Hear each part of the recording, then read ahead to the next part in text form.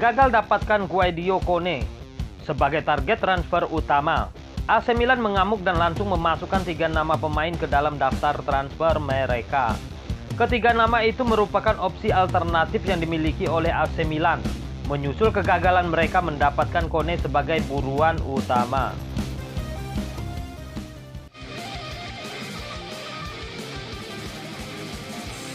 Kegagalan AC Milan dalam mendapatkan Kone bermula kepada keengganan mereka untuk menambah mahar yang diminta oleh Toulouse. Kone kabarnya bakal diboyong oleh Borussia Mönchengladbach, meskipun sang pemain tidak tertarik untuk hijrah ke Bundesliga Jerman dan sebenarnya lebih memilih untuk bergabung bersama AC Milan di Serie A Italia. Laporan dari Milan Live menyebutkan jika ketiga nama yang menjadi opsi alternatif Kone tersebut semuanya merumput di Prancis dan memiliki nama yang masih terdengar asing di telinga para pecinta sepak bola pada umumnya. Ketiga nama yang masuk dalam radar transfer AC Milan itu adalah Boubakary Soumaré dari Lille, Thomas Besic dari Bordeaux, dan Imran Louza dari Nantes. Mereka adalah pemain-pemain yang lihai bermain sebagai gelandang tengah, posisi yang memang ingin diperkuat oleh AC Milan mengingat hanya ada beberapa nama mumpuni yang mereka miliki di daftar skuad pemain. Kabarnya, AC Milan bisa mendapatkan Soumaré dengan bandrol senilai 20 juta euro atau setara dengan 345,1 miliar. Bandrol tersebut bisa jadi lebih murah lagi mengingat hubungan baik antara mereka dan Lille selaku klub pemilik sang pemain.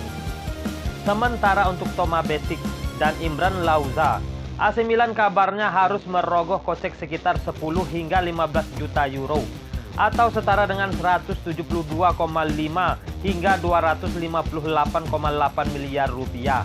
Harga yang cukup miring untuk pemain yang telah teruji di kompetisi Ligue 1 yang sudah terkenal sebagai kawah candra di mukanya para pesepak bola muda. Di sisi lain, raksasa Serie A Italia dibikin pusing 7 keliling lantaran Hakan Çalhanoğlu meninggalkan skuad menjelang pekan ke-17 melawan Torino. AC Milan baru saja menerima kekalahan pertama saat menjamu Juventus di Giornata ke-16. Kekalahan ini memang tak mengubah posisi Rossoneri di klasemen karena Inter Milan juga menerima kekalahan.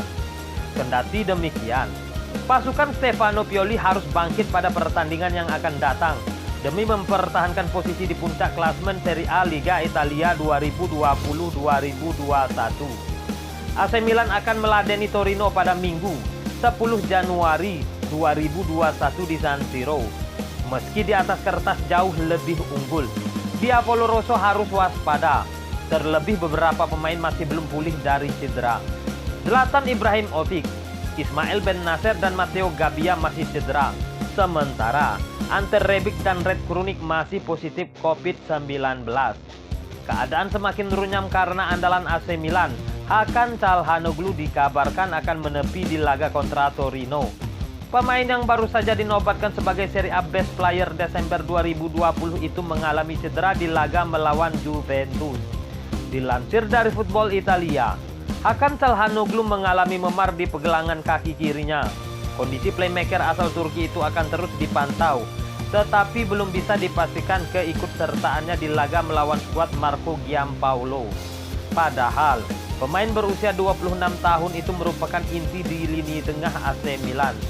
Ia tercatat sudah menyumbang 6 gol dan 9 assist di semua kompetisi.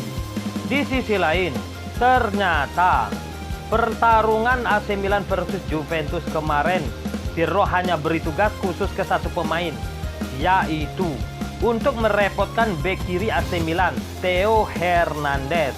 Sedangkan Pioli sendiri menurunkan Calabria untuk membatasi pergerakan Ronaldo.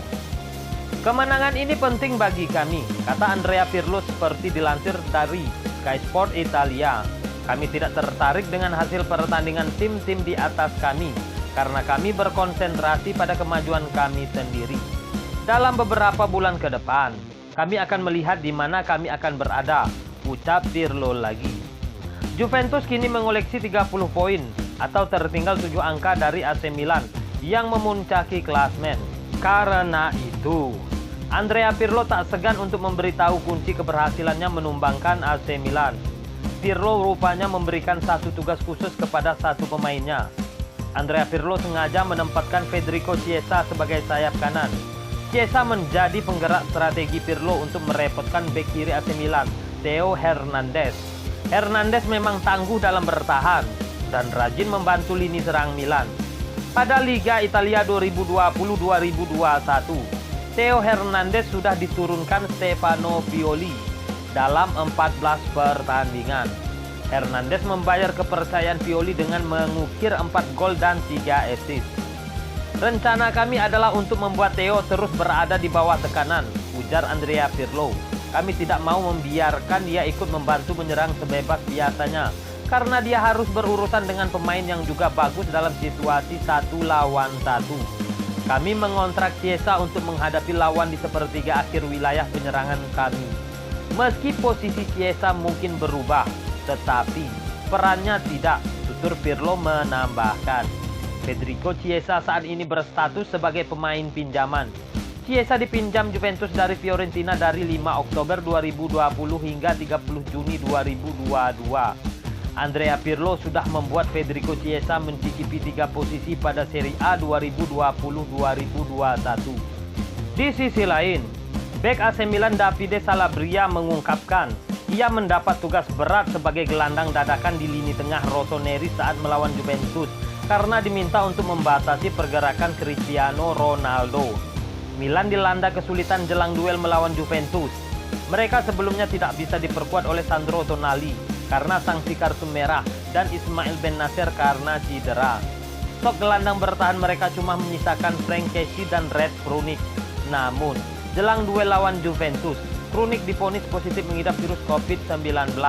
Alhasil, krisis pemain terjadi di lini tengah. Stefano Pioli akhirnya membuat keputusan untuk menjadikan Calabria sebagai gelandang dadakan. Davide Calabria mengaku ia sebenarnya merasa tanggung bermain di posisi gelandang bertahan tersebut, meskipun ia sudah pernah bermain di posisi tersebut sebelumnya. Saya tidak bisa bermain di sana selama bertahun-tahun, tetapi pelatih menunjukkan kepada saya dalam latihan pagi ini bagaimana saya harus bergerak, kata Calabria kepada Sky Sport Italia. Calabria menambahkan, ia langsung mendapat tugas berat lini tengah. Ia diminta untuk mengawal pergerakan superstar Juventus yakni Cristiano Ronaldo plus Aaron Ramsey. Saya diberitahu untuk membatasi Aaron Ramsey dan Cristiano Ronaldo untuk tetap di antara lini, meninggalkan Frank Kessie sedikit lebih dalam, bebernya. AC Milan gagal meraih hasil positif melawan Juventus. Mereka ditumbangkan dengan skor 1-3. Meski demikian, David Calabria mengaku kekalahan itu memang mengecewakan. Namun, ia melihat ada hal positif yang dipetik timnya dari laga tersebut. Itu sulit dan saya bangga dengan tim atas cara kami bermain. Juve adalah tim yang sangat kuat. Tidak ada yang bisa dihindari dari itu. Dan ada banyak hal positif yang dapat kami ambil dari penampilan ini, klaimnya. David Calabria sendiri tampil lumayan apik bagi AC Milan di laga itu. Ia tak cuma bisa mencegah Cristiano Ronaldo mencetak gol, tapi ia sendiri malah berhasil mencatatkan 1 gol ke gawang Juventus. Itulah tadi info seputar Rossoneri.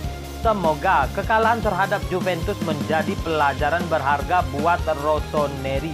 Dan semoga kedepannya Rossoneri bisa lebih tangguh dan lebih kuat lagi lewat laga ini. Salam Milanisti.